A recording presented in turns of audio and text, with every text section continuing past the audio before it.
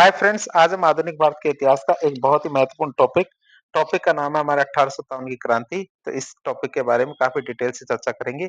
आप हमारे साथ बने रहिए ताकि आपको इसके बारे में अच्छी सी जानकारी हो सके। तो शुरुआत करते हैं आज का टॉपिक। 1857 क्रांति, जिसे भारत का पहला स्वतंत्रता संग्राम भी कहा जाता है, भारतीय इतिहास का एक युगांतरकारी घटना थी। भारतीय इतिहास की क्या है? एक युगांतरकारी घटना थी, मतलब जिसे युगों युगों तक याद रखा जाएगा। यह हमारे ब्रिटिश ईस्ट इंडिया कंपनी के शासन के खिलाफ एक बहुत बड़ा विद्रोह था, जिसने क्या किया? भारत में ब्रिटिश शासन की नींव को हिला दिया था। तो आगे बात करते हैं। सबसे पहले बात करेंगे 1857 के विद्रोह हुआ ही क्यों, या 1857 क्रांति क्यों हुई थी। Reasons for revolution. 1857 क्रांति कई वर्षों में जमा हुए जो भारतीय सामाजिक, राजनीतिक, आर्थिक और जो सैन्य असंतोष था, इसका परिणाम थी। बात करें हमारे कौन-कौन से कारण थे जिनकी वजह से ये 1857 की क्रांति होती है। तो 1857 की क्रांति के राजनीतिक कारणों में देखें, तो 1857 क्रांति के राजनीतिक कारणों में देखें तो कौन-कौन से कारण आते हैं। पहला कारण आता है वेले-ज़ेले की सहायक संधि। तो इस नीति ने क्या किया? भारतीय रियासतों को ब्रिटिश संरक्षण में आने के लिए मजबूर किया था। जो हमारी ये नीति थी वेले-ज़ेले की सहायक संधि, तो इस नीति ने क्या किया कि भारतीय रियासतों को ब्रिटिश संरक्षण में आने के लिए मजबूर किया और उनकी संप्रभुता को छीन ली। फिर डलहौजी की हड़प नीति की बात करें तो डलहौजी की हड़प नीति काफी ज्यादा खतरनाक थी। यह क्या थी? यह नीति ब्रिटिश विस्तारवाद का चरम हुआ करती थी, जिसके तहत दत्तक पुत्रों के जो अधिकार है उसको अस्वीकार कर दिया गया था। जो हमारा गोद लेने के जो अधिकार था राजाओं का पुत्रों को, उस अधिकार को अस्वीकार कर दिया गया था और उन रियासतों को ब्रिटिश साम्राज्य में मिला लिया जाता था जहां कोई स्वाभाविक पुरुष वारिस नहीं होता था। आप इसे याद रखेंगे, ब्रिटिश साम्राज्य में वे रियासतें मिल जाया करती थी जहां कोई स्वाभाविक रूप से पुरुष वारिस नहीं हुआ करता था। इसका ज्वलंत उदाहरण हमारे झांसी था। इस सिद्धांत की बात करें तो यह सिद्धांत वास्तव में नैतिक व्यक्तिगत का था, या नैतिकता का व्यक्तिगत था। क्यों? क्योंकि अंग्रेजों के द्वारा किसी भी रियासत को किसी भी समय समाप्त किया जा सकता था। ये तो केवल एक बहाने हुआ करते थे, नहीं तो अंग्रेजों के द्वारा किसी भी रियासत को किसी भी समय समाप्त किया जा सकता था। जिस इससे क्या भारतीय शासक क्या भयभीत रहते थे, और यही कारण है कि कई भारतीय शासकों ने 1857 की क्रांति का नेतृत्व भी किया था। फिर अनुपस्थित संप्रभुता, मतलब अनुपस्थित प्रभुसत्ता की बात करें तो ब्रिटिश शासक भारत से दूर हुआ करते थे और भारतीय जनता से सीधे संपर्क में नहीं रहते थे, जिससे भारतीयों का आक्रोश और भी ज्यादा बढ़ जाता था। फिर मुगल बादशाह की उपाधि छीनने के प्रयास की बात करें तो अंग्रेजों के द्वारा मुगल बादशाह की उपाधि और पेंशन छीनने का प्रयास किया गया। इस प्रयास से मुस्लिम समाज बहुत ज्यादा असंतोष में था, मतलब आक्रोशित हुआ। अब हम बात करेंगे हमारे कौन से प्रशासनिक कारण थे 1857 क्रांति के, उसकी बात करें तो सामंत तथा अभिजात वर्ग के अविशेष अधिकारों की समाप्ति। अंग्रेजों ने क्या किया? पुराने जो सामंती और अभिजात वर्ग था, उनके विशेष अधिकार को समाप्त कर दिया, जिससे ये वर्ग क्या है? असंतुष्ट हो जाते हैं। अवध की बात करें तो अवध में एक मुश्त बंदोबस्त, वन टाइम सेटलमेंट की बात करें 1856 में अंग्रेजों के द्वारा अवध में एक मुश्त बंदोबस्त लागू कर दिया गया था, जिससे हमारे जमींदारों की जमीनें छीन ली गई। इसलिए सामंतों और जमींदारों ने 1857 क्रांति में सक्रिय रूप से भाग लिया था। कि हमारे सामंत और जो जमींदार थे उन्होंने क्या किया? 1857 क्रांति में सक्रिय रूप से भाग लिया। फिर 1857 क्रांति के आर्थिक कारणों की बात करें, आर्थिक कारण क्या थे इसके? तो नई भू राजस्व नीतियां और शोषण। तो अंग्रेजों की नई भू राजस्व नीतियां, जैसे हमारे स्थायी बंदोबस्त, रैयतवाड़ी, महालवाड़ी, इस प्रकार के जो भू राजस्व नीतियां थी, और इनके द्वारा शोषण किया गया। और बात करें, और अत्यधिक भू राजस्व की वजह से किसानों का भीषण शोषण हुआ था। तो अंग्रेजों की नई भू राजस्व नीतियों और अत्यधिक भू राजस्व के कारण क्या है? किसानों का भीषण शोषण हुआ था। नकदी भू राजस्व के कारण किसान साहूकारों के चंगुल में फंस जाते थे। किसान क्या थे? साहूकारों के चंगुल में फंस जाते थे। कृषि का वाणिज्यीकरण और अकाल की बात करें तो कृषि का वाणिज्यीकरण किया गया, जिससे खाद्यान्न की कमी हो गई थी। लगातार अकाल पड़ने से क्या हुआ? किसानों की स्थिति और भी ज्यादा दयनीय हो गई थी। भारतीय हस्तशिल्प और जो कुटीर उद्योग है उनका विनाश हो गया। ईस्ट इंडिया कंपनी के द्वारा कच्चे माल पर अधिकार कर लिया गया, जिसकी वजह से क्या? भारतीय हस्तशिल्प और कुटीर उद्योग बर्बाद हो गए। भारत जो सूती वस्त्र की मातृभूमि हुआ करता था, अंग्रेजों ने उन्हें क्या है? उसे विदेशी कपड़ों से लाके भर दिया था।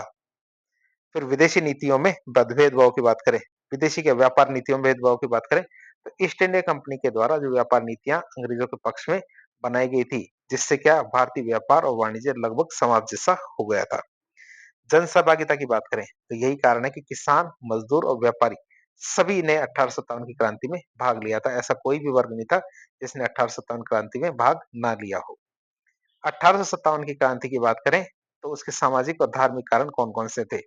उसकी बात करें, सबसे पहला कारण आता है हमारा नस्लीय भेदभाव, रेशियल डिस्क्रिमिनेशन की बात करें, तो अंग्रेजों के द्वारा भारतीयों के साथ नस्लीय भेदभाव किया जाता था। उन्हें प्रशासन में ऊँचे-ऊँचे पदों पर नहीं रखा जाता था। सामाजिक रीति-रिवाजों में हस्तक्षेप की बात करें, तो अंग्रेजों के द्वारा भारत के सामाजिक रीति-रिवाजों में हस्तक्षेप किया गया। जैसे हमारे सती प्रथा का उन्मूलन किया गया, विधवा पुनर्विवाह है, इसका समर्थन किया गया। जिस तरह के जो कार्य है, जिन्हें कुछ रूढ़िवादी भारतीयों ने अपने धर्म और संस्कृति पर हमला माना, इस प्रकार के हस्तक्षेप किए गए थे। फिर ईसाई मिशनरियों की गतिविधियों की बात करें, तो ईसाई मिशनरियों के द्वारा हिंदू और इस्लाम धर्म का मजाक उड़ाया जाता था और धर्मांतरण को बढ़ावा दिया जाता था, जिससे उनकी धार्मिक भावनाएं आहत होती है। फिर धार्मिक अयोग्यता अधिनियम की बात करें, जो हमारे 1850 में आया था, तो 1850 के इस अधिनियम के अनुसार क्या था, धर्म परिवर्तन के बाद भी व्यक्ति को पैतृक संपत्ति से वंचित नहीं किया जा सकता था। इसे धार ईसाई धर्म अपनाने को प्रोत्साहन के रूप में देखा गया था कि लोग ज्यादा से ज्यादा बढ़-बढ़ के क्या ईसाई धर्म को अपनाएं। फिर 1857 की क्रांति के सैनिक कारण कौन-कौन से थे जिनकी वजह से क्रांति होती है? कारणों में देखें तो वेतन और सुविधाओं में असमानता। तो भारतीय सैनिकों को अंग्रेजों के समान वेतन और सुविधाएं प्रदान नहीं की जाती थी, जिससे उनमें असंतोष था। फिर डाकघर अधिनियम की बात करें, पोस्ट ऑफिस एक्ट 1854 की, तो 1854 ईस्वी में इस अधिनियम से अंग्रेजों ने सैनिकों की निःशुल्क जो डाक सेवा थी वह बंद कर दी थी।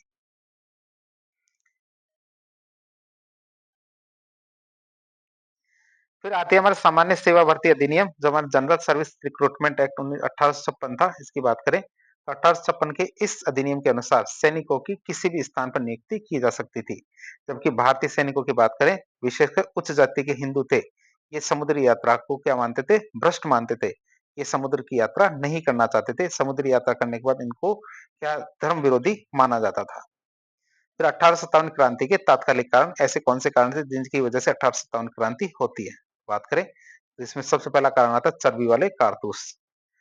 ब्राउन बेस बंदूकों के स्थान पर नई नई एनफील्ड राइफलों का प्रयोग किया जाने लगा था। जो भारतीय सेना थी, तो सैनिकों के द्वारा किसका प्रयोग किया जाने लगा, हमारे जो नई एनफील्ड राइफलों का प्रयोग किया जाने लगा, जिसमें क्या होता था, चर्बी वाले कारतूसों का प्रयोग किया जाता था।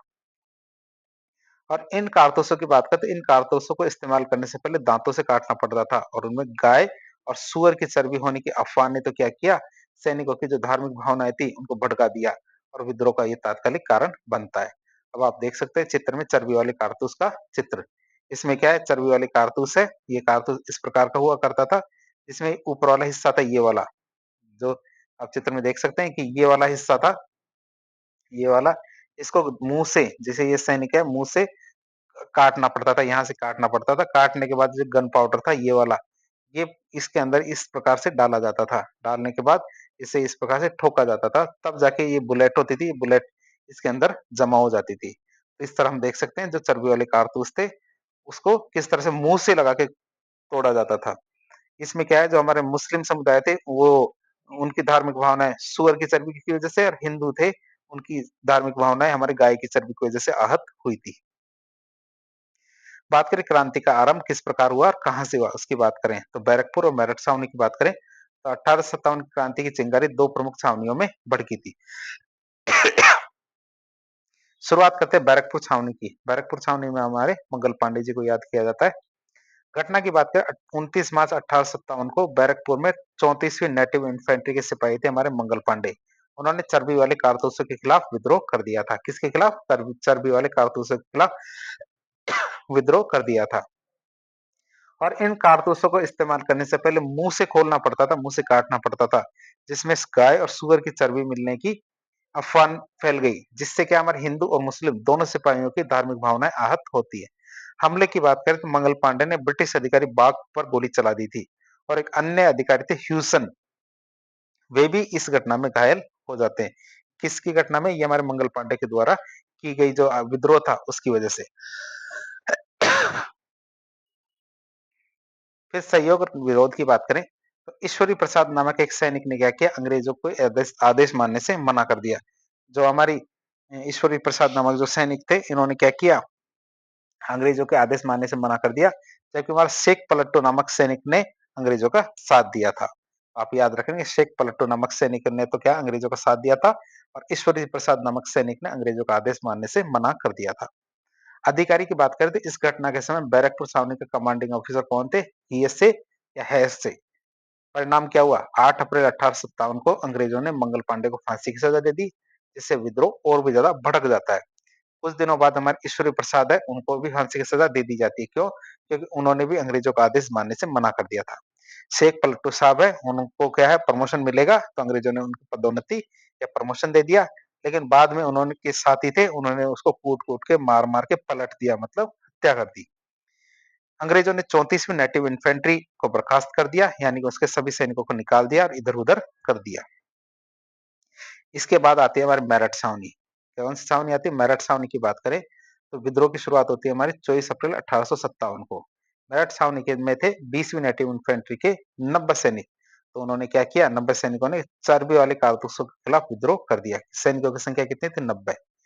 बात करते क्रांति की औपचारिक शुरुआत यहीं से मानी जाती है, मतलब तो औपचारिक शुरुआत हमारी 10 मई 1857 को मेरठ छावनी में क्रांति से हुई थी, जिसमें हमारे जो 20वीं नेटिव इन्फेंट्री और तीसरी लाइट कैवलरी है, जो घुड़सवारी है, उन्होंने उनके सैनिकों ने जो क्रांति है इसकी शुरुआत की थी। क्रांति की शुरुआत की बात करें तो दिल्ली कूच, तो विद्रोही जो सैनिक थे वो दिल्ली चले गए, जो कि हमारे मुगलों की पुरानी राजधानी हुआ करती थी, हमारी कौन सी? दिल्ली। फिर बहादुर शाह जफर की बात करें तो वहां पहुंच के उन्होंने क्या किया? उसको नेता बना दिया। बहादुर शाह जफर को नेता बनाने की बात कहें तो 11 मई को विद्रोही सैनिकों ने दिल्ली में अंतिम मुगल बादशाह जो बहादुर शाह जफर थे इनको अपना नेता बनाया। यह विद्रोही के द्वारा एक प्रतीक के रूप में मुगल बादशाह को एकजुटता दिखाने का प्रयास था कि अब मुगल बादशाह बहादुर शाह जफर के नेतृत्व में ये क्रांति कर रहे हैं। फिर अगस्त घोषणा या आजमगढ़ घोषणा की बात करें, घोषणा क्या थी? घोषणा ये थी कि 25 अगस्त को बहादुर शाह जफर के नाम से सभी को क्रांति में हिस्सा लेने के लिए आजमगढ़ घोषणा की गई थी। और ये घोषणा क्या है? विद्रोह को एक राष्ट्रीय स्वरूप देने का प्रयास था कि ये विद्रोह छोटा-मोटा या क्षेत्रीय विद्रोह नहीं है, बल्कि ये राष्ट्रीय विद्रोह है, जिसमें सभी वर्गों और धर्मों के लोगों ने से क्या है अंग्रेजों के खिलाफ एकजुट होने का आह्वान किया गया था। स्थान कौन सा था? आजमगढ़। तो कहाँ पड़ता है? भारत के उत्तर प्रदेश राज्य में वहां पड़ता है, तो वहां से ये घोषणा की गई थी। अब हम बात करेंगे 1857 की क्रांति के प्रमुख केंद्र और उनका नेतृत्व किसने किया था। तो क्रांति भारत के सभी हिस्सों में फैली थी, प्रत्येक केंद्र पर अलग अलग नेताओं ने कमान संभाली थी। शुरुआत करते हैं दिल्ली से। दिल्ली की बात करें हम तो केंद्र था हमारा दिल्ली। नेतृत्व किसने संभाला? बहादुर शाह जफर ने। अंतिम मुगल बादशाह थे जिन्होंने विद्रोह जिन्हें क्या है विद्रोहियों ने अपना सांकेतिक नेता घोषित किया था। चित्र में आप बहादुर शाह जफर को देख सकते हैं। बात करें इनके सेनापति की तो बखत खां जो इनके वास्तविक सेनापति थे। बहादुर शाह जफर ने क्या अपने पुत्र मिर्जा मुगल को, नाम आप याद रखेंगे, मिर्जा मुगल को क्रांतिकारी का सेनापति नियुक्त किया था, लेकिन वो इतना ज्यादा अनुभवी वो क्या था? अनुभवहीन था, इसलिए बखत खान ने वास्तविक कमान संभाली थी। नाम आप याद रखेंगे। सेनापति कौन थे इनके? बखत खां। अब बात करें दिल्ली की तो दिल्ली में हमारे अंग्रेज अधिकारी कौन थे? दिल्ली में क्या है निकल के मारने के लिए निकलसन, आप याद रखेंगे निकलसन। तो आप याद रखेंगे कौन से अधिकारी का नाम? निकलसन और हडसन। दोनों आप कितने अच्छे हैं। बात करें अंग्रेज अधिकारी की, निकलसन और हडसन, तो इन्होंने क्या निकलसन ने उसने दिल्ली पर पुनः अधिकार करने में महत्वपूर्ण भूमिका निभाई थी, लेकिन वो लड़ता हुआ मारा जाता है। निकलसन। फिर हडसन की बात करें तो उसने क्या बहादुर शाह जफर को गिरफ्तार कर लिया था। परिणाम की बात करें तो बहादुर शाह जफर को हुमायूं का मकबरा है वहां से गिरफ्तार किया गया था और रंगून मतलब बर्मा में निर्वासित कर दिया गया था, जहां उनकी मृत्यु हो जाती है। तो बहादुर शाह जफर की बात हमने कर ली। फिर हजरत बल मस्जिद की बात करें, ये खास क्यों है इसकी बात करें तो ये है कहाँ पे? श्रीनगर जम्मू कश्मीर में ये मस्जिद है। महत्व की बात करें तो हजरत बल मस्जिद में इस्लाम के नबी जो हमारे पैगंबर मोहम्मद साहब है उनकी दाढ़ी का एक बाल रखा हुआ है, जिससे लोग लाखों लोगों की आस्थाएं जुड़ी हुई है। मोहम्मद साहब का ये बाल कभी बहादुर शाह जफर के पास हुआ करता था, जो बाद में कहाँ रखा गया? ये हमारे हजरत बल मस्जिद में रखा गया था। दूसरा केंद्र आता हमारा लखनऊ। लखनऊ की बात करें तो लखनऊ अवध की राजधानी हुआ करती थी। नेतृत्व किसने संभाला? तो नेतृत्व हमारे बेगम हजरत महल, जिन्हें महक परी के नाम से जाना जाता है, उन्होंने ये नेतृत्व संभाला था। अवध के अंतिम नवाब वाजिद अली शाह की पत्नी थी हमारी कौन? बेगम हजरत महल। उन्होंने अपने बेटे बिजरिस बिरजिस कादिर या जिसे बिरजिस कद्र भी कहते हैं, उनको नवाब घोषित करके स्वयं बागडोर संभाली थी। तो हमारी जो बेगम हज़रत महल थी, उन्होंने अपने बेटे वज़ीर कादिर है, उनको नवाब घोषित कर दिया और खुद विद्रोह की कमान सँभाली थी। चित्र में आप बेगम हज़रत महल को देख सकते हैं। अंग्रेज़ अधिकारियों की बात करें तो यहाँ कैंपबेल अंग्रेज अधिकारी थे, उसने क्या किया, लखनऊ पर दोबारा से अधिकार कर लिया था। परिणाम क्या निकला, बेगम हजरत महल को ही महक परी के नाम से जाना जाता है। पहली बात तो हमने देख ली। अवध की बात करें तो अवध में 1857 क्रांति ने जन विद्रोह का रूप धारण कर लिया था। क्यों? क्योंकि कंपनी की नीतियों से स्थानीय जनता भी परेशान थी। इसलिए ऐसा नहीं कि राजाओं ने युद्ध लड़ा था, यहाँ पे जनता ने भी युद्ध लड़ा था। बंगाल आर्मी में सर्वाधिक सैनिक अवध से ही आते थे। क्यों? इसलिए अवध को बंगाल आर्मी की नर्सरी कहा जाता था। क्या? बंगाल आर्मी में सबसे ज्यादा सैनिक कहाँ से आते थे? अवध से आते थे। इसलिए अवध को क्या, बंगाल आर्मी की नर्सरी कहा जाता था। फिर हेनरी लॉरेंस की बात करें, हेनरी लॉरेंस लखनऊ में लड़ता हुआ मारा जाता है, मतलब उसे वहां पे जिंदा जला दिया जाता था। बात करें हमारे हडसन भी लखनऊ में लड़ता हुआ मारा गया था। जो हमारे दिल्ली के अंदर जिसने बहादुर शाह जफर को क्या कहते हैं, गिरफ्तार किया था, वह भी हमारे लखनऊ में लड़ता हुआ मारा गया था। बेगम हजरत में लास्ट में क्या होती है, नेपाल चली जाती है। कानपुर की बात करें, कानपुर में विद्रोह की तो केंद्र था हमारा कानपुर। नेतृत्व किसने संभाला? नाना साहब ने। नाना साहब की बात करें, इनका वास्तविक नाम था धुंधपंत या धोंदोपंत। बात करें तो वह अंतिम पेशवा बाजीराव द्वितीय के दत्तक पुत्र, मतलब गोद लिए हुए बेटे थे, जिनकी पेंशन अंग्रेजों ने बंद कर दी थी। कौन थे? हमारे नाना साहब। चित्र में आप नाना साहब को देख सकते हैं। फिर बात करें तात्या टोपे की, तो इनका वास्तविक नाम था रामचंद्र पांडुरंगा। बात करें तो नाना साहब के विश्वसनीय सेनापतियों में से एक थे। कौन? तात्या टोपे। तो आपसे यदि परीक्षा में पूछा जाए कि तात्या टोपे कौन थे, तो हमारे नाना साहब के जो सेनापति थे वो हमारे तात्या टोपे थे। अंग्रेज अधिकारी की बात करें तो अंग्रेज अधिकारी यहाँ कैंपबेल था, वही हमारे लखनऊ वाला, जिसने कानपुर पर अधिकार कर लिया था। परिणाम स्वरूप देखे तो नाना साहब भी हमारे बेगम हजरत महल के साथ नेपाल चले जाते हैं। साथ साथ तो नहीं जाएंगे, अलग अलग गए थे, लेकिन हमारे नेपाल चले गए थे। क्यों? क्योंकि यूपी के पास नेपाल ही पड़ता है। फिर बात करें झांसी की, झांसी केंद्र था हमारा झांसी। नेतृत्व किसने संभाला? रानी लक्ष्मीबाई ने। रानी लक्ष्मीबाई की बात करें तो उनका जन्म क्या, बनारस में हुआ था, और बचपन का नाम इनका क्या था? मणिकर्णिका या मनु था। पति की बात करते हैं, इनके पति का नाम गंगाधर राव, और गोद लिए हुए बेटे का नाम क्या था? दामोदर राव। ध्यान रखना, उनके खुद का बेटा नहीं था, उनका बेटा था गोद लिया हुआ, जिसका नाम था दामोदर राव। डलहौजी की बात करें तो डलहौजी की हड़प नीति के तहत अंग्रेजों ने झांसी को हड़प लिया था। क्यों? क्योंकि रानी के पास खुद का कोई वारिस नहीं था। वारिस तो था, लेकिन वो गोद लिया हुआ था। कौन? दामोदर राव। तात्या टोपे की बात करें, तात्या टोपे की तो उन्होंने रानी लक्ष्मीबाई का साथ दिया था। अंग्रेज अधिकारी कौन था? ह्यू रोज। नाम में रोज आया है, महिला है तो उनको गुलाब का फूल दिया जाए, तो इस तरह से आप याद कर सकते हैं ह्यू रोज को। तो उन्होंने झांसी और ग्वालियर पर पुनः अधिकार करने में मदद की थी। किसने? ह्यू रोज ने। बात करें जो हमारे परिणाम की, तो रानी लक्ष्मीबाई ने ग्वालियर पर अधिकार कर लिया था, लेकिन जो हमारे साथी थे, कौन? सिंधिया, जो ग्वालियर के शासक थे, उन्होंने अंग्रेजों का साथ दे दिया। ग्वालियर गद्दार, मतलब सिंधिया गद्दार। तो वही सिंधिया थे ग्वालियर के शासक, उन्होंने अंग्रेजों का साथ दिया था। जब 1857 का विद्रोह हुआ, तब रानी लक्ष्मीबाई केवल और केवल 22 वर्ष की युवा महिला थी। रानी लक्ष्मीबाई ग्वालियर में लड़ते हुए मारी जाती है। हीरोज की बात करें तो हीरोज उनके अदम्य साहस को देख के दंग था, और लक्ष्मीबाई के बारे में उन्होंने कहा, क्या कहा उन्होंने? कि भारतीय क्रांतिकारियों में केवल एकमात्र मर्द थी, वह थी हमारी रानी लक्ष्मीबाई। और यह भी कहा कि भारतीय क्रांतिकारियों में सबसे खतरनाक यदि कोई रहा है तो रानी लक्ष्मीबाई रही है। तात्या टोपे की बात करें, तात्या टोपे को मान सिंह ने क्या, नरवा के जंगलों में गिरफ्तार करवा दिया था, और उन्हें शिवपुरी में फांसी की सजा दे दी गई थी। कैनिंग ने कहा कि सिंधिया अगर 1857 क्रांति में शामिल हो जाता तो हमें उसी समय बोरिया बिस्तर बांध के लंदन जाना पड़ता। इसलिए सिंधिया गद्दार। बात करें जगदीशपुर बिहार की, जगदीशपुर बिहार की बात करें, केंद्र था हमारा जगदीशपुर बिहार। नेतृत्व किसने संभाला? बाबू कुंवर सिंह ने। और बात करें तो वो एक वृद्ध जमींदार थे। चित्र में आप बाबू कुंवर सिंह को देख सकते हैं। अंग्रेज अधिकारी की बात करें तो अंग्रेज अधिकारी वहां पे विलियम टेलर थे। टेलर की बात करें आगे तो परिणाम क्या निकले? कुंवर सिंह ने रीवा, आरा, पटना, यहाँ पे क्या क्रांतिकारियों का नेतृत्व किया था। जगह कौन सी थी? रीवा, आरा और पटना। और कई स्थानों पर अंग्रेजों को हरा दिया था। कई स्थानों पर क्या किया था? अंग्रेजों को हरा दिया था। कुंवर सिंह ने मृत्यु से पहले जगदीशपुर पर अधिकार कर लिया था। क्यों? क्योंकि जगदीशपुर के सामंत थे कौन? हमारे कुंवर सिंह। उन्होंने अपने घायल हाथ को खुद ही काट दिया था। उनके लिए कहा जाता है कि उनका एक हाथ घायल हो गया था, और इसकी वजह से वे युद्ध लड़ नहीं पा रहे थे। इस वजह से उन्होंने अपनी तलवार से खुद ही अपना हाथ काट लिया था। ताकि शरीर में जहर ना फैल सके। जो उनके अदम्य इच्छा शक्ति को प्रतीक था कि भैया कि अगर हाथ नहीं काटेंगे तो वो युद्ध नहीं लड़ पाएँगे। तो खुद खुद का हाथ काटने में के लिए अदम्य साहस की ज़रूरत पड़ती है। फिर 1857 की क्रांति के समय कुंवर सिंह की आयु लगभग 80 साल थी। आप सोच सकते हैं 80 साल का युवा किस प्रकार युद्ध लड़ेगा। अंग्रेजों ने कहा था कि यदि कुंवर सिंह जवान होते, युवा होते तो हमें हो सकता था उनकी वजह से भी देश छोड़ना पड़ जाए।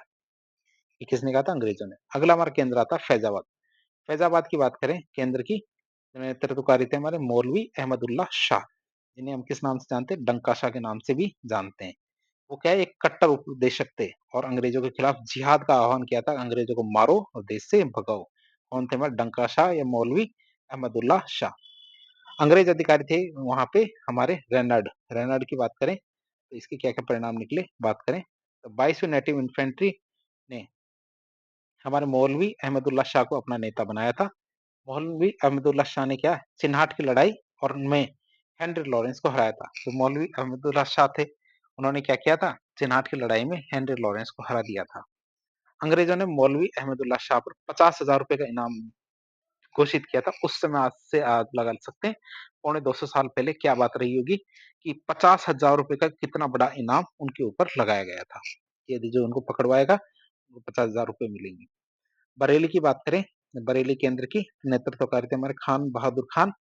उन्होंने क्या मुगल बादशाह बहादुर शाह जफर के प्रति अपनी निष्ठा घोषित की थी। किसने? खान बहादुर खान ने। फिर बखत खान की बात करें तो बरेली से दिल्ली चले गए थे। वहां अंग्रेज क्रांतिकारियों के वास्तविक सेनापति बने थे। कौन? हमारे खान बहादुर खान। दो बखत खान। बात करें अंग्रेज अधिकारी नेतृत्वकारी को दोबारा देख ले। खान बहादुर खान की बात करें तो उन्होंने मुगल बादशाह जो हमारे बहादुर शाह जफर थे उनके प्रति अपनी निष्ठा घोषित की थी। भगत खान की बात करें तो बरेली से दिल्ली गए थे जहां क्रांतिकारियों के वास्तविक सेनापति हो जाके बनते हैं। कौन? भगत खान। अंग्रेज अधिकारी की बात करें तो अंग्रेज अधिकारी थे वहां विंसेंट आयर। विंसेंट आयर की क्यों? क्योंकि हमारे बरेली सेंट हमारी विंसेंट आयर। तो इलाहाबाद की बात करें, इलाहाबाद में हमारे केंद्र था इलाहाबाद। नेतृत्व किसने संभाला? लियाकत अली ने। अंग्रेज अधिकारी कौन थे? नील। कौन थे? नील। नील की खेती से याद करो, लियाकत अली। फिर आते हैं हमारे कौन सा? फतेहाबाद। फतेहाबाद की बात करें, केंद्र था हमारा फतेहाबाद। नेतृत्व किसने संभाला? हमारे अजीमुल्ला साहब ने। नेतृत्व किसने संभाला? अजीमुल्ला साहब ने। ये कौन थे? हमारे नाना साहब के सलाहकार थे अजीमुल्ला साहब। तो बड़ौत परगना की बात करें तो केंद्र था हमारा बड़ौत परगना। ये कहाँ पड़ता है? उत्तर प्रदेश में। नेतृत्व किसने संभाला? शाहूमल जाट ने। नाम आप याद रखेंगे, शाहूमल जाट। जगह थी हमारे बड़ौत परगना। फिर छोटा नागपुर को पठार की बात करें तो छोटा नागपुर का पठार झारखंड में पड़ता है। नेतृत्व किसने संभाला? गोनू ने। गोनू की बात करें तो गोनू ने छोटा नागपुर पठार में क्षेत्र में कोल जनजाति के साथ मिलकर विद्रोह किया था। किसके साथ? कोल जनजाति थी वहां पे, उसके साथ मिलकर उन्होंने विद्रोह किया था। किसने? गोनू ने। इंदौर की बात करें तो इंदौर हमारे मध्य प्रदेश में पड़ता है। नेतृत्व किसने संभाला? हमारे सादत खान ने। अंग्रेज अधिकारी थे हमारे नील। ये वही नील है जो इलाहाबाद में थे। तो हमारे इंदौर वाला भी जो नील ने ही संभाला था। अब हम बात करेंगे 1857 क्रांति के काफी सारे केंद्र हमने देख लिए। अब हम देखेंगे 1857 क्रांति की जो योजनाकार थे, ये क्रांति किस प्रकार होनी चाहिए, ये योजना किसने बनाई उसकी बात करें। 1857 की क्रांति के योजनाकार ये थे हमारे अजीमुल्ला और रंगोजी बापू। अजीमुल्ला साहब की बात करें तो नाना साहब के सलाहकार थे। वह क्या नाना साहब की पेंशन फिर से शुरू कराने के लिए लंदन गए थे। कौन? अजीमुल्ला शाह क्या थे? नाना साहब की पेंशन को दोबारा से शुरू करवाने के लिए कहाँ गए थे? लंदन गए थे।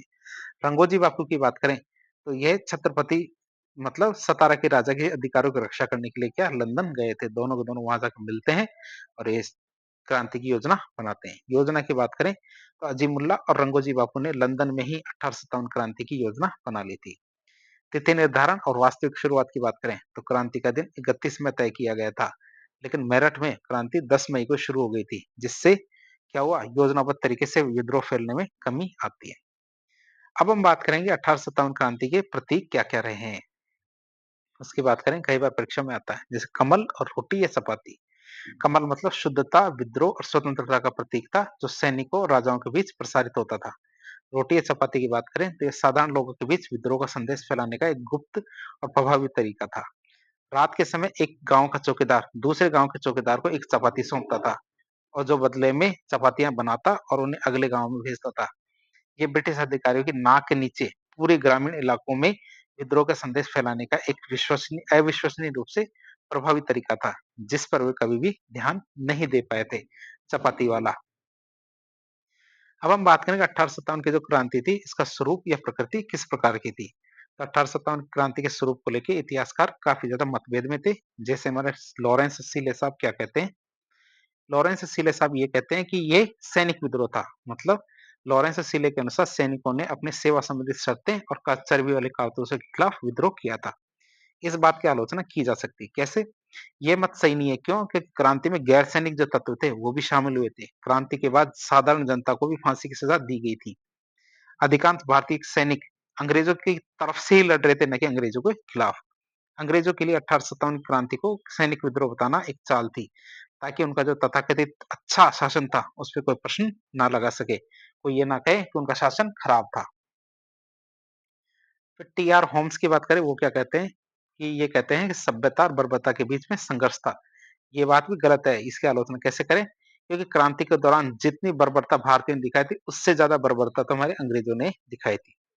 फिर एलिया रीज की बात करें, वो क्या कहते हैं कि धर्मांधों और ईसाइयों के बीच में युद्ध था।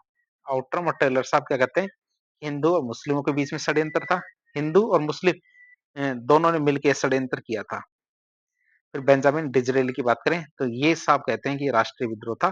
ब्रिटेन के उस समय के प्रधानमंत्री जो बेंजामिन डिजरेली थे, उन्होंने 1857 क्रांति को राष्ट्रीय विद्रोह स्वीकार किया था और उन्होंने कहा था कि साम्राज्य का उत्थान और पतन क्या चर्बी वाले कारतूसों से कभी नहीं होता, जो इस चीज को दिखाता है कि वह विद्रोह की गहराई को समझ चुके थे। बात करें हमारे रमेश चंद्र मजूमदार की, आरसी मजूमदार जी की, तो उन्होंने कहा ना पहला, ना राष्ट्रीय, ना स्वतंत्रता संग्राम। मतलब सारी चीजें मानने से उन्होंने मना कर दिया कि ना तो पहला था, ना ही राष्ट्रीय था, ना ही कोई आजादी की लड़ाई या स्वतंत्रता संग्राम था। तर्क क्या था? आरसी मजूमदार या रमेश चंद्र मजूमदार के अनुसार भारत में पहले भी कई सैनिक और ऐसे गैर सैनिक विद्रोह हो चुके थे। इसमें लोग शामिल थे। अपन इनमें जो लोग शामिल थे, वो भी अपने-अपने स्वार्थों के लिए लड़ रहे थे। 1857 क्रांति के अंदर जो लोग शामिल थे, वो सब के सब क्या अपने-अपने स्वार्थों के लिए लड़ रहे थे। और उस समय तक भारत में राष्ट्रीय भावना का विकास वैसे भी नहीं हुआ था। पंजाब, सिक्किम, मद्रास जो हमारे दक्षिण भारत के क्षेत्र थे, ये तो विद्रोह से बिल्कुल अलग थे। वहाँ तो बिल्कुल पता ही नहीं था विद्रोह हो रहा है।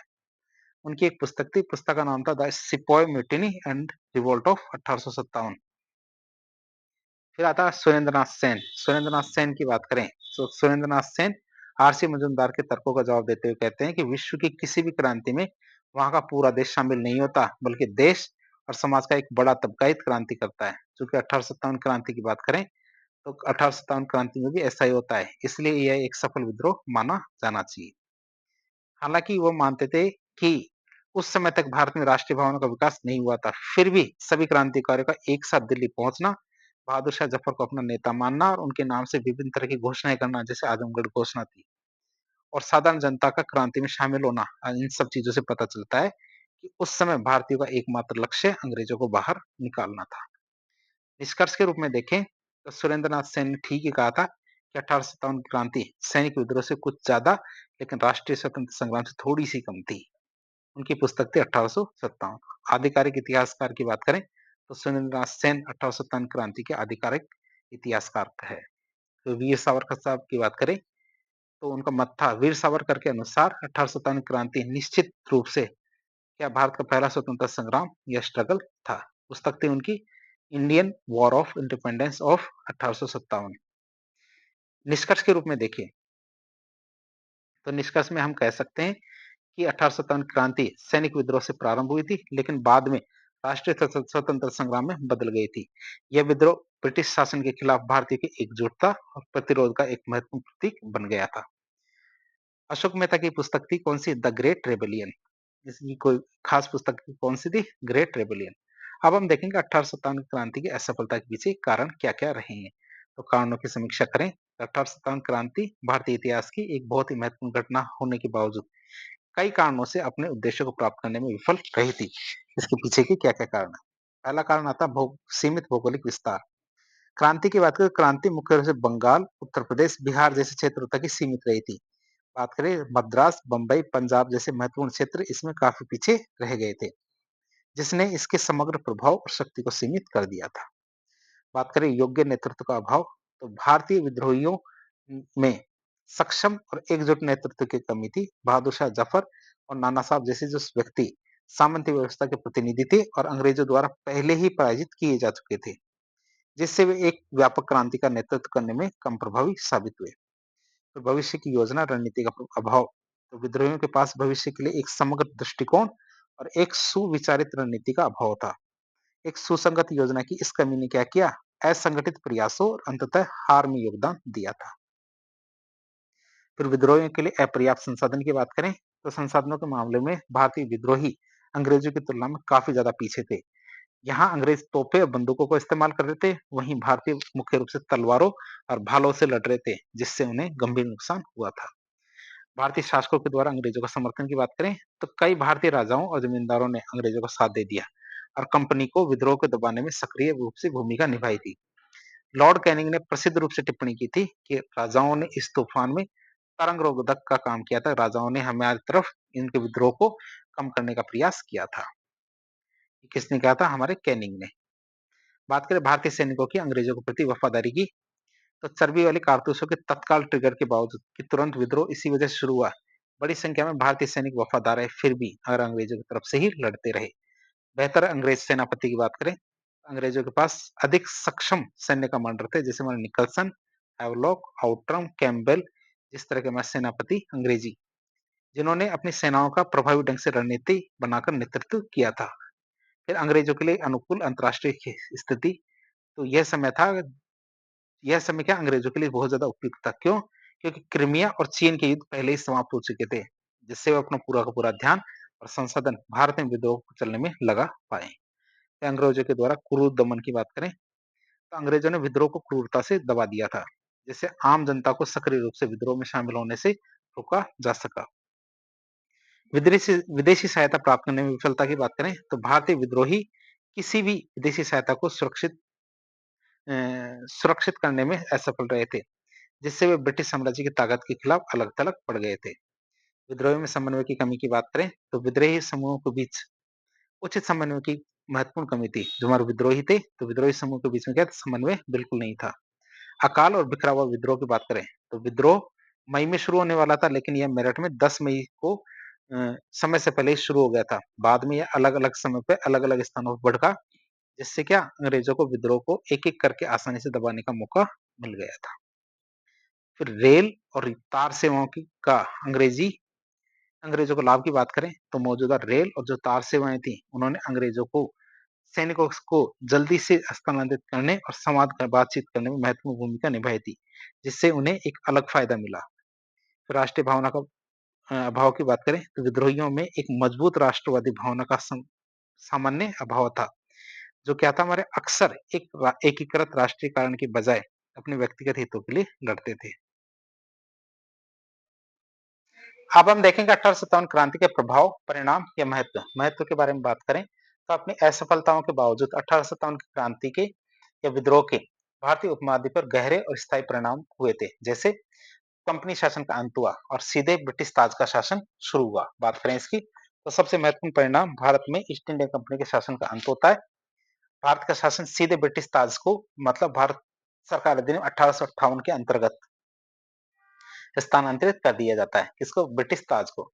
इससे क्या भारत परिषद और भारत सचिव की स्थापना हुई। हालांकि प्रशासन के स्वरूप में बदलाव आया, लेकिन शोषणकारी जो साम्राज्यवादी प्रवृत्ति थी वो वैसी की वैसी जारी रही थी। मुगल शासन का उन्मूलन, हालांकि तब तक भारत में मुगल शासन काफी हद तक नाम मात्र का ही था। विद्रोह ने तो इसको पूरी तरह से ही समाप्त कर दिया था। तो डलहौजी हड़प नीति का परित्याग, तो डलहौजी साहब थी, उनकी जो विलय नीति थी, हड़प नीति, इसको छोड़ दिया गया, जबकि हमारे राज्य का विलय होना बंद हो गया था। उन पर ब्रिटिश संप्रभुता बनी रही। बात करें सैन्य सुधार और पील आयोग की, तो विद्रोह के बाद महत्वपूर्ण सैन्य सुधार किए गए, जिसे पील आयोग का गठन हुआ। जिसके लिए क्या है, पील आयोग का गठन किया गया। अंग्रेजों ने सेना में विभाजन और प्रतिसंतुलन की नीति अपनाई। उदाहरण के लिए देखें तो बंगाल प्रेसिडेंसी में ब्रिटिश और भारतीय सैनिकों का अनुपात 1:2 कर दिया गया। अब बंगाल, मुंबई और मद्रास प्रेसिडेंसी में यह 1:3 कर दिया गया। तो ये एक प्रतिसंतुलन की नीति अपनाई गई। यूरोपीय सिख और गोरखा सैनिकों की संख्या बढ़ा दी गई और रणनीतिक रूप से महत्वपूर्ण स्थानों पर यूरोपीय कमांडर ही नियुक्त किए गए। प्रशासन में भारतीय भागीदारों की भागीदारी में वृद्धि की बात करें, उसको सीमित किया गया। अंग्रेजों का मानना था कि भारत में शासकों और शासितों के बीच में एक अलगाव है। इसे दूर करने के लिए भारत परिषद अधिनियम 1861 ने शासन में भारतीयों की भागीदारी बढ़ाएगी। हालांकि यह भागीदारी काफी हद तक अभिजात वर्ग तक ही सीमित रखेगी, मतलब उच्च वर्ग के लोगों को ही भागीदारी दी जाती थी।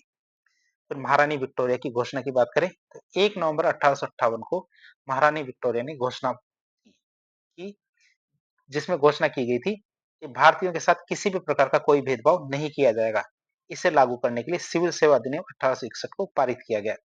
हालांकि भारतीयों को सिविल सेवाओं में शामिल किया गया था, लेकिन इस सेवा के नियम अक्सर उनके प्रतिकूल हुआ करते थे, अर्थात वे आसानी से इस सेवा में नहीं आ पाते थे। क्षेत्रीय विस्तार से वाणिज्यिक शोषण की ओर बदलाव। अंग्रेजों ने क्या किया, क्षेत्रीय विस्तार की अपनी जो नीति थी इसको छोड़ दिया और उसके बजाय पूरी तरह से व्यापार पर ध्यान केंद्रित किया, जिससे भारत का आर्थिक शोषण बढ़ जाता है। फिर नस्लीय भेदभाव में वृद्धि। विद्रोह के बाद भारतीयों के खिलाफ नस्लीय भेदभाव तेज हो गया। ब्रिटिश शासन को सही ठहराने के लिए श्वेत व्यक्ति का बोझ, मतलब एक तर्क प्रस्तुत किया गया था, जो हमारे किसने दिया था, रूडयार्ड किपलिंग के द्वारा गढ़ा गया था। ये सब जो काले लोग हैं, बुरे लोग हैं, ये असभ्य लोग हैं, और श्वेत जाति जो मतलब अंग्रेज या जो हमारे यूरोपीय लोग हैं, तो भगवान ने इनके कंधों पे वजन डाला है कि इनको सभ्य बनाए। ये था हमारा श्वेत व्यक्ति का भार। फिर भारतीय उद्देश्यों में परिवर्तन। तो विद्रोह से पहले भारतीय पुरानी व्यवस्था की बहाली का लक्ष्य रखते थे। हालांकि विद्रोह की विफलता के बाद इसका उद्देश्य लोकतंत्र की स्थापना की ओर बढ़ जाता है। फिर राष्ट्रीय आंदोलन के नेतृत्व में बदलाव। 1857 का विद्रोह राजाओं और राजकुमारों का नेतृत्व किया गया था। 1857 का विद्रोह राजाओं और राजकुमारों के द्वारा नेतृत्व किया गया था, जिसकी विफलता की वजह से भारतीयों ने नेतृत्व के लिए इन शासकों की ओर कभी भी नहीं देखा। बाद का राष्ट्रीय आंदोलन मध्यम वर्ग के नेतृत्व में चला जाता है। राष्ट्रीय आंदोलन में अहिंसा की ओर बदलाव। तो विद्रोह के दौरान भारतीय हिंसा के माध्यम से ब्रिटिश शासन को समाप्त करना चाहते थे। हालांकि इसकी विफलता के बाद राष्ट्रीय आंदोलन ने अहिंसा का मार्ग अपना लिया था। फिर भविष्य के लिए आंदोलनों की बात करें, प्रेरणा। तो भविष्य के राष्ट्रीय आंदोलनों के लिए प्रेरणा की बात करें तो 1857 का विद्रोह बाद के राष्ट्रीय आंदोलनों के लिए एक प्रेरणा का महत्वपूर्ण स्रोत बन गया। जैसा कि हमारे मजूमदार ने टिप्पणी की थी कि जिंदा हाथी लाख का और मरा हाथी 1.25 लाख का, मतलब बाद के जो विद्रोह हुए थे उसके लिए प्रेरणा स्रोत की तरह इसने काम किया। 1857 का विद्रोह अपनी विफलता के बावजूद भारतीय इतिहास में एक महत्वपूर्ण मोड़ था, जिसने ब्रिटिश शासन की कमजोरी को उजागर किया और भविष्य के जो राष्ट्रवादी आंदोलन है उसकी नींव रखी। इस तरह आज एक लेक्चर के जरिए हमने 1857 क्रांति का विद्रोह के बारे में काफी डिटेल से जानने की कोशिश की। इस प्रकार की इन्फॉर्मेटिव वीडियो देखने के लिए हमारे चैनल से जुड़े। वीडियो पसंद आता है तो वीडियो को लाइक करें, चैनल को सब्सक्राइब करें, अपने दोस्तों के साथ शेयर करें। धन्यवाद।